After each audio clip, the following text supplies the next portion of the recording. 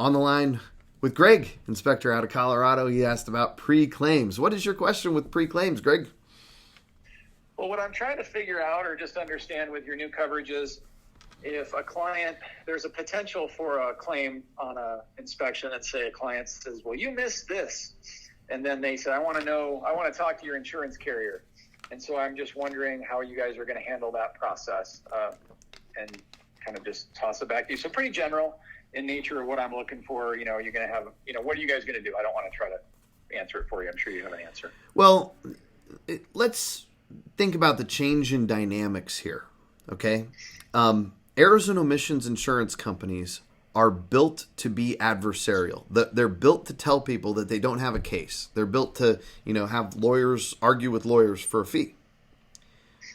Their job, when you send them something that says, oh my God, there's this attorney that says he wants $20,000 for his client because of something that I don't feel is my fault, or, we didn't miss anything or whatever. Their job is to tell them to go to hell. And when it doesn't work, it's their job to make a calculation, write a settlement check. In our case, it's a little bit different. We get a letter from an attorney. We want that. Send it to us. It's all ours. And we will be happy to respond to him and say, hey, we're his insurance company, and we write the warranties that cover all the things that are of actual concern to your client. So let's start the claims process. Happy to do it. And then what about will you look at something and come back and say, like in a pre-claim process, and maybe write a letter of non-judgment, or just say we don't find any cause, in this inspection report, for your claim to be valid, kind of a thing. I don't know there's a specific term for it. I can't remember it offhand, but sure, like a denial of liability, I guess what it would be called, something like that. Sure. No, we're going to write a really nice letter from one of our legal team members that says, hey, here's how confused about the world you are. By the way, here's all the things that we do cover, and we want to make sure your client is taken care of.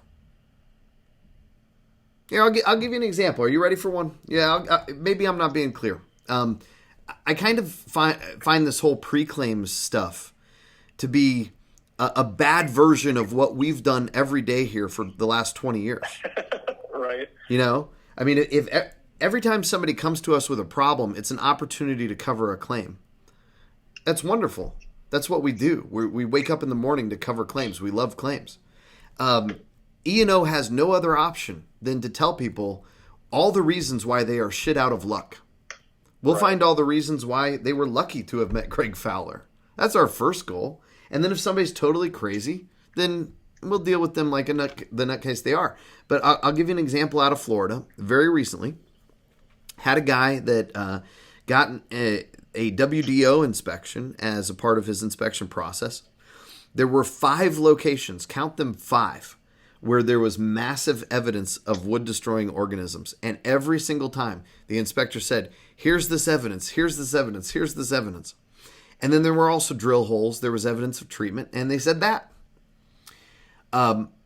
6 months later, they have another location where there's a problem, and they demand like a bunch of money from the inspector because there was structural damage inside the wall, completely not visible. Right. What would an E&O company typically respond to that with in their pre-claims process? Oh, here's all the reasons this is, nonsense, and it took you this long to find it, and, whatever. Right. Well, that's a bunch of excuses. We just said, hey, it's not fair to talk about active infestations at all of these places where they did talk about evidence of wood-destroying organisms. But in that one spot where they didn't really mention it, no problem. Let's give a proportional amount to that treatment. We'll send you a check right away. Attorney gone. Right. It is not hard to take care of people, as you know, as you've experienced, as you've done. Right. Well, and I think that was why I asked you the question. I had a feeling it was going to be a slightly different voice track than what I've heard and seen, previously. And so I'm actually a little more excited about it than maybe other people are, because when you do a lot of, when you get really busy, even if you're really good, you still get people that are going to say and do things and try to come after you. And having a team of people who are experienced, like you said, doing this every day, it changes the dynamic. And I think you can rewrite the, kind